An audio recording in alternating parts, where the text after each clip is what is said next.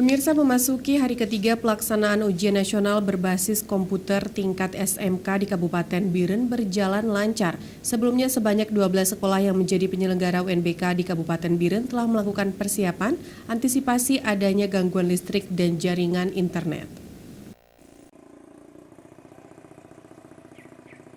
Pelaksanaan ujian nasional berbasis komputer yang diikuti sebanyak 1.128 orang siswa dari 12 sekolah tingkat SMK yang tersebar di 17 kecamatan di Kabupaten Biren hingga hari ketiga ini masih berjalan lancar dan tidak ada kendala apapun.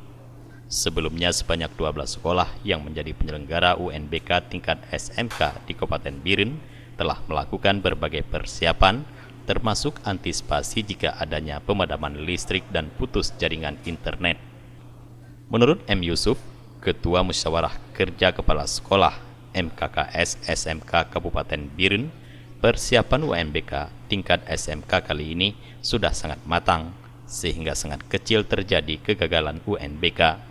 M. Yusuf mengatakan pada tahun 2019 ini, kesiapan untuk melaksanakan UNBK sudah mencapai 95%. SMK di Kabupaten Biren, hanya ada 2 sekolah yang belum memiliki kecukupan alat untuk menyelenggarakan UNBK.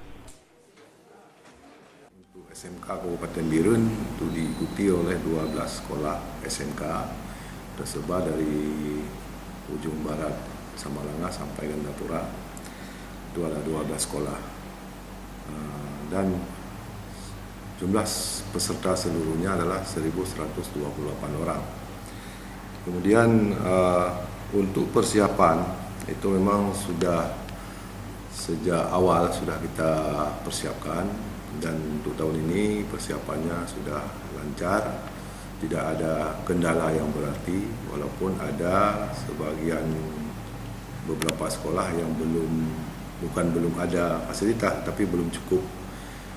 Seperti misalnya komputernya dibutuhkan sekian, yang ada sekian, tetapi tidak mengganggu kelancaran karena ini bisa diusahakan oleh sekolah yang bersangkutan. Dari Biren, kontributor Aceh TV melaporkan.